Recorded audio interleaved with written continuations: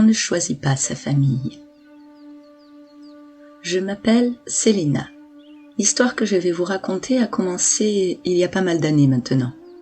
J'avais une dizaine d'années la première fois. C'était vers la fin de l'été, en août. On se retrouvait en famille dans la ferme de nos grands-parents. J'adorais cette période des vacances. Surtout étant fille unique. On se retrouvait entre cousins, cousines et on ne s'ennuyait jamais. Cet été-là, on était au grand complet. Il y avait Yann, 11 ans, Sonia, 9 ans, sa sœur, Tony, 13 ans, Janice, 5 ans, sa petite sœur, qui ne participait pas beaucoup à cause de l'écart d'âge, et surtout du fait que c'était une vraie cafeteuse, et Alex, 14 ans. Un de nos jeux préférés, en dehors d'aller se baigner et de sauter dans le lac, était de nous faire peur. Et on ne manquait pas d'idées. Les films d'horreur, bien sûr, mais aussi les histoires la nuit venue, et surtout l'étrange dernière maison au bout de la rue. C'est Alex qui, le premier, a attiré notre attention dessus. C'est vrai qu'elle semblait inhabitée, avec ses mauvaises herbes géantes, son courrier entassé et sa fenêtre cassée à l'étage. Et pourtant, même si on ne voyait jamais personne, il arrivait, la nuit venue, qu'on puisse apercevoir un peu de lumière provenant de la fenêtre cassée. On a alors commencé notre enquête. Nous nous sommes relayés afin de guetter la maison, dans l'espoir de voir, ou non, quelqu'un en sortir ou y rentrer. Au bout de 2 jours, on s'est rendu à l'évidence. Il n'y avait personne. La seconde phase, celle de l'exploration, allait pouvoir commencer. Bien sûr, c'est Alex qui a tout organisé. Aucun de nous n'avait envie d'entrer dans la maison pour la première fois de nuit. Donc, il fallait un plan infaillible pour que les parents ne se doutent de rien. Et c'est le lendemain qu'on est allé visiter la maison du bout de la rue. On a eu une bonne frayeur. Déjà, Tony s'est pris les pieds dans une vieille corde et a fait tomber un tas de détritus dans un fracas qui nous a bien fait sursauter. Ensuite, on a senti une horrible odeur. C'était la première fois qu'on sentait la mort. Un pauvre chat était suspendu à une poutre dans le salon. On n'était pas allé plus loin cet été-là, mais pas sans se promettre d'y revenir l'été suivant. L'été suivant, dès le 2e jour à la ferme, nous sommes tous partis pour aller voir la maison. Faut pas se mentir, on n'avait pensé qu'à ça toute l'année. La maison animait la plupart de nos discussions à chaque réunion de famille, avec un peu plus de spéculation à chaque fois. La maison est sûrement hantée, ou alors elle appartient à une sorcière, non, à un vampire. C'est pour ça qu'on ne le voit jamais en journée, non, à un tueur fou, etc. Et, à première vue, la déception. La végétation avait beaucoup poussé, ce qui d'ailleurs nous intriguait pas mal. En un an, autant c'était étonnant. Et des ronces avaient envahi le passage que nous avions emprunté l'été précédent. Nous devrions trouver un autre accès. Le 3e jour, en cherchant cet accès, on a trouvé une poupée décapitée et couverte de signes bizarres. Pour Sonia, c'était sûr, c'était forcément la maison d'une sorcière. Mais Yann n'était pas du tout d'accord. Pour éviter une dispute, Alex proposa qu'on pousse nos investigations et qu'avant de retourner dans la maison, on devrait fouiller tout le jardin et la vieille grange associée. On s'était pratiquement mis d'accord quand Sonia a vivement protesté. Il était hors de question qu'elle mette un pied dans cette grange encore plus effrayante, d'après elle. Ok, pour inspecter le jardin, mais rentrer dans la grange d'une sorcière, non merci. Et c'est reparti. Yann remet sur le tapis que c'est pas une sorcière, et patati et patata. Stop. On fait le jardin, et si on ne trouve rien de plus, on rentre dans la grange. Si Sonia ne veut pas, elle montera la garde. Une fois les règles établies, on a commencé une fouille minutieuse du jardin, dans l'espoir de trouver des indices sur le, ou la, ou même les propriétaires de cette étrange maison. Quoi de mieux qu'une vieille baraque flippante à explorer entre cousins pendant l'été? C'est Tony, le premier, qui trouva une vieille corde, rien de très incroyable, mais elle semblait tachée de sang. Puis Sonia qui cria assez fort pour qu'on lui reproche tous lui faisant remarquer que le but était justement de ne pas se faire remarquer. Elle avait trouvé une autre poupée décapitée. Enfin, décapitée à la base, mais dont la tête avait été remplacée par celle d'un animal grossièrement empaillé. Et moi, j'ai trouvé une petite hache à la lame émoussée et qui, elle aussi, semblait tachée de sang. Fort de ces trouvailles, les garçons étaient encore plus intrigués et voulaient absolument ouvrir la grange. Moi, j'étais partagée entre curiosité et peur.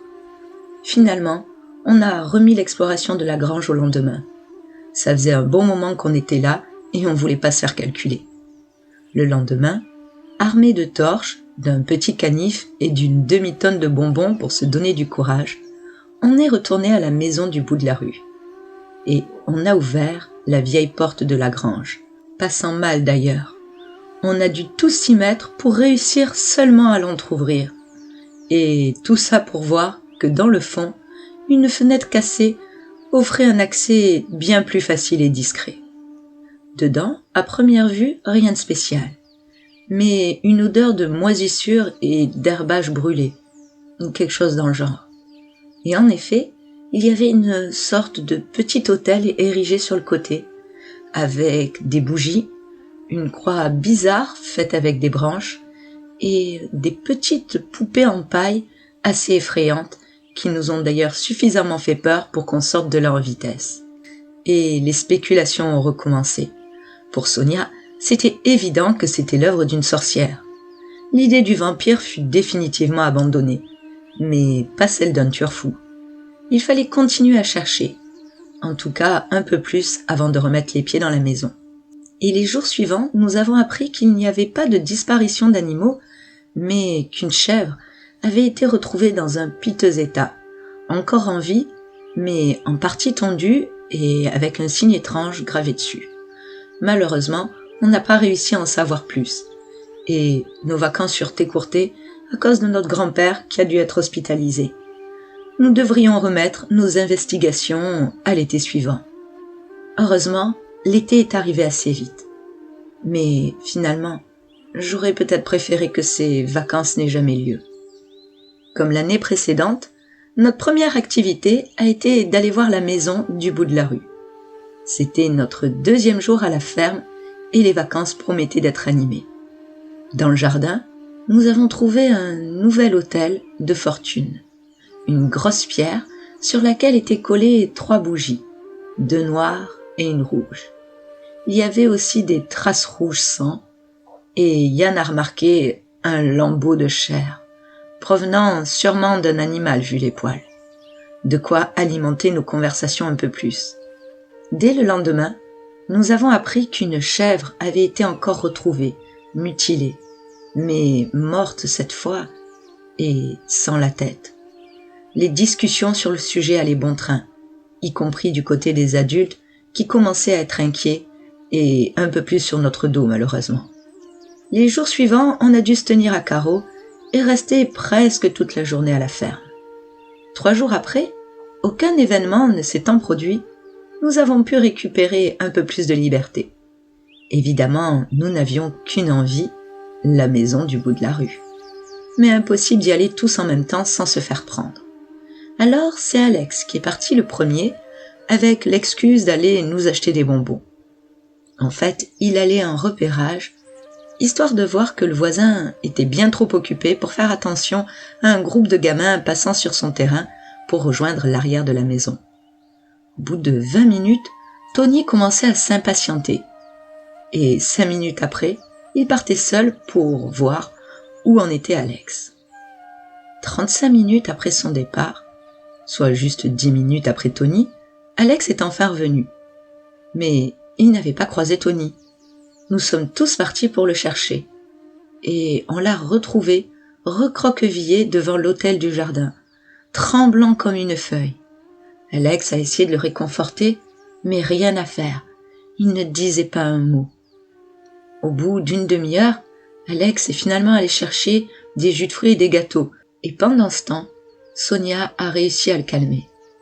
Tony a commencé à nous dire qu'il avait eu très peur, qu'il avait même cru qu'il allait peut-être mourir. mais qu'en même temps, il n'était pas vraiment sûr de ce qu'il avait vu. Le lendemain, Tony repartait avec ses parents, laissant une drôle d'ambiance à la ferme. Les incidents curieux se multipliant, les vacances furent écourtées. En même temps, je n'étais pas rassurée et plutôt contente de rentrer à la maison. Ces derniers jours, des animaux morts avaient été retrouvés, tous mutilés, et une rumeur courait sur la disparition d'un homme. Le dernier soir avant le départ, Alex nous mit au défi de retourner à la maison du bout de la rue. Après beaucoup d'hésitation, il réussit à nous pousser à relever son défi. C'est là que nous avons tout découvert.